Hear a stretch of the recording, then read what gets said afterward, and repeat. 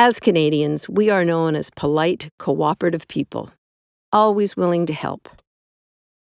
So when we saw Europeans wrestling with new free trade agreements, we thought, we can help with that.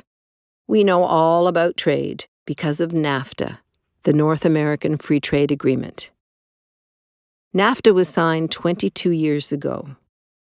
NAFTA was meant to grow the economies of all three countries, create hundreds of thousands of new jobs, and generate greater wealth for everyone. But it didn't happen. Canadian manufacturing jobs began moving to the U.S., where labor standards are lower. The Caterpillar Corporation used to build locomotives in Ontario.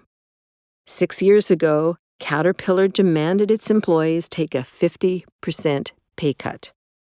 When they refused, Caterpillar moved its production line to Indiana.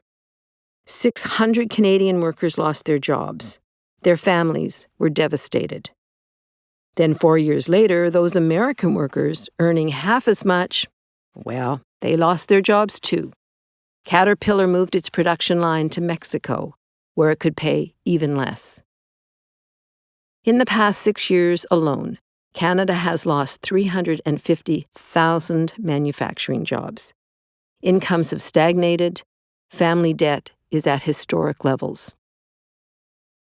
NAFTA is not the only reason, but it's a big one. So-called free trade deals do more than just lower wages. They lower standards for food safety, health, and the environment.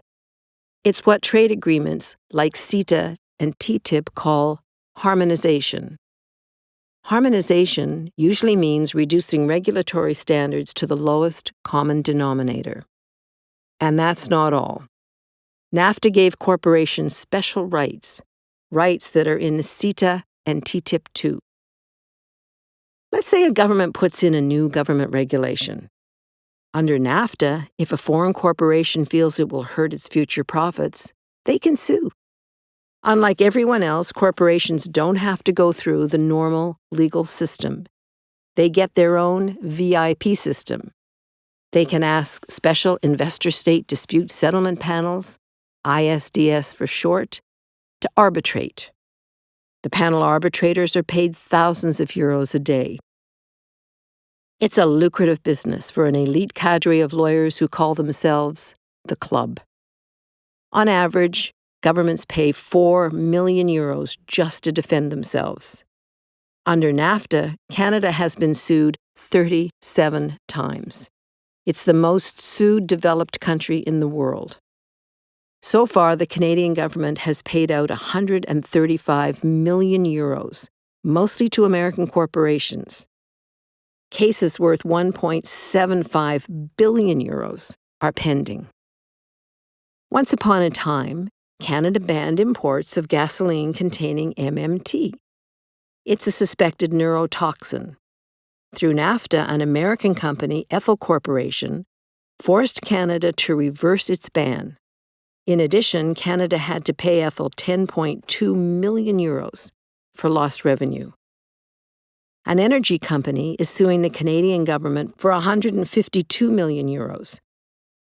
This is because the province of Quebec put a temporary ban on fracking under the St. Lawrence River. But didn't we hear that the EU Commission changed ISDS? Well, they changed the name. Now they are calling the 3 arbitrators judges, and they will be selected differently. But a fresh coat of paint doesn't change the basic problem. Foreign corporations would still have rights that no one else has. But in NAFTA, those were big, bad American companies, right? After all, Canada's regulatory standards are a lot like Europe's. Harmonizing European and Canadian standards shouldn't be anything to worry about, eh? Well, no. Here's the problem. Almost every big American corporation has a Canadian subsidiary. Let's say that TTIP is never signed. Through CETA, nearly 42,000 American corporations could use their Canadian subsidiaries to challenge the EU's environmental, health, and labor standards. With CETA, the EU predicts small growth. Is this deal really worth it? These trade deals put our democracies at stake. On both sides of the Atlantic, we are uniting to defeat these deals. We can stop CETA, and we need to do it now. Join us.